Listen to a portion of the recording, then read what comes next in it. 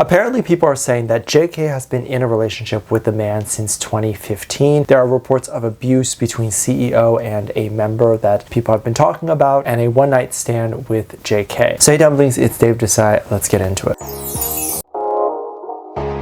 So I need to give context on what is going on, and then I want to get into the allegations that have existed. Some people have been freaking out because there is a YG leaker that has been leaking a lot of very personal information all about all of the members. They posted onto Discord that they're doing this because they got fired from YG and they just want to leak this information to get back at the company. They mentioned that they don't like the company because there's a lot of racism and sexism and stuff in there, I guess. So I guess this is their revenge. They released this post talking about how much information they have from the label, as well as apparently some other labels or several other labels. Now the post they released showed them having anywhere from I think like 15 to close to 100 terabytes of information from various different labels. And someone wrote a post giving context to what this means and how much information this actually is, saying that just 1 terabyte can store anywhere from 250,000 photos, 500 hours of HD videos, as well as over 6 million documents. And of course, it's very important to note that all of this information is not just scandals filling up the terabytes and terabytes, but these could be things like general day-to-day information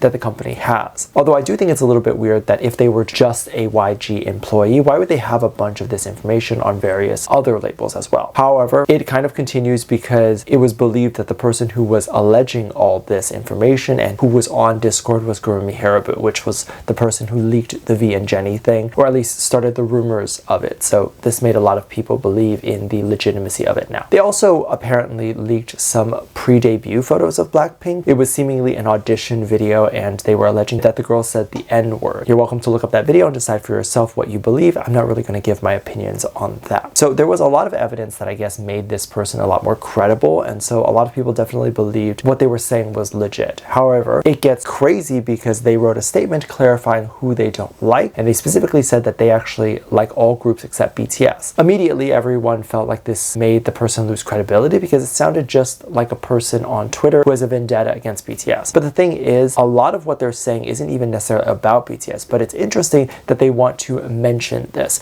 So there's a lot of gaps in what they say, but there are a lot of gaps which you can find in what anybody says. And just because they talk like this doesn't mean that they couldn't have been a staff member of YG, right? Because someone who is a staff member could also be kind of crazy and have a weird personality. Now, of course, since this is a BTS page, we will have to talk about BTS and what this person has alleged about them. One thing I thought was really interesting was that they mentioned that Mingyu and JK allegedly had a one-night stand. And just like that, this rumor will likely continue until the death of both of them, which I think is very interesting. And I'm definitely interested to know about why they said this. I find it really interesting that a label would have this information stored and that they would mark it down, because anyone who is new to K-pop and is a new fan of BTS might even think that this statement is real, or that the label would document a one-night stand because they believe that the label controls everything that a K-pop star does. And to a certain degree, they definitely do, and they definitely, to a certain point, have all this information, sort of. But BTS is already very big, and they wouldn't be documenting things like that. Also, Mingyu is JK's friend. You can't really say one-night stand and then combine it with someone who they're friends with, because a one-night stand would imply that they never see each other again. You don't really have a one-night stand with your friend and then continue seeing them. I'm not sure. I've never done it. Maybe you do. Now, going back a little bit more to the label marking things like this,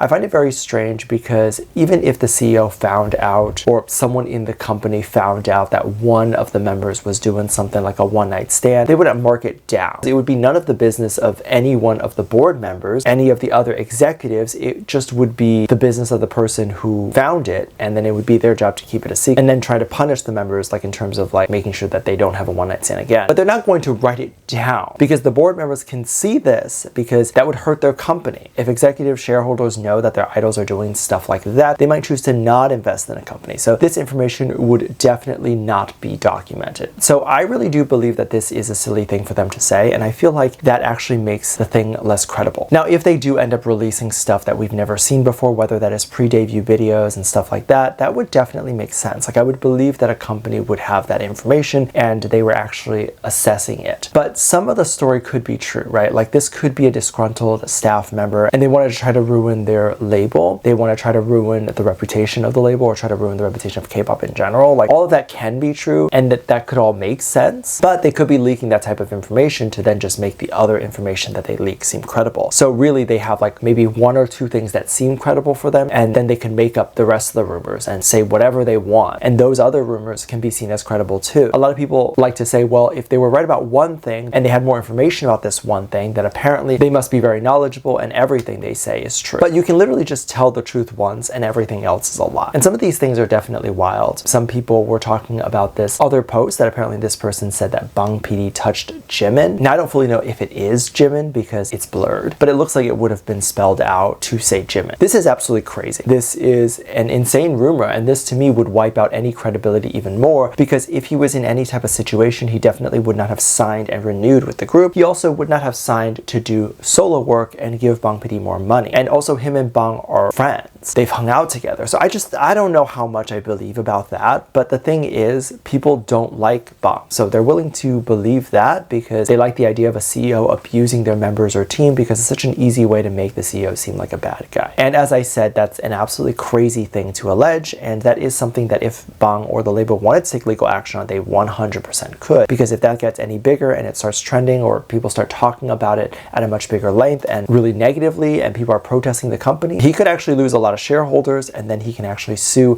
whoever made up this rumor. And what's interesting to me is that this person who is claiming that they are like the next Gurumi Harabu or that they are them is not true. One thing that I will commend Gurumi that has done is the fact that she or they, whoever, provided evidence that was not known to the public, or what they consider to be evidence. The images at the very least were confusing to people because they couldn't find the original sources of the image. So it seemed like those photos that were there were actually taken in real time, because there was nowhere else the images could have been taken to get photoshopped. AI was not really a thing at that point, where it kind of is a thing now, and so it was definitely easier to expose things like this. Then shortly after, there was video that came out that showed both of them holding hands, Jennie and V. So it made the evidence appear very much real, and it wasn't anything that the community was talking about. So there really wasn't this rumor that was going around of the two in a relationship prior to this. Now, I say this because the rumors or the stories that this new person is alleging are all stories that are stuff that the community has talked about before. So for example, one of the first dating rumors that have ever existed between JK and one of his close friends, Mingyu, was that they were both in a relationship together. So how convenient it's a statement to say something that the two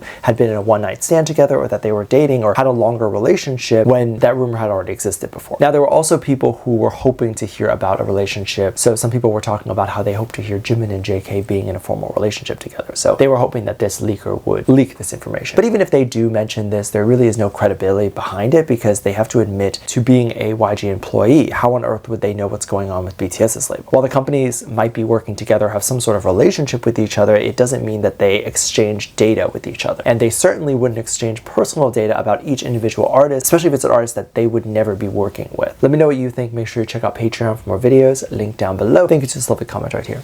Love you, bye.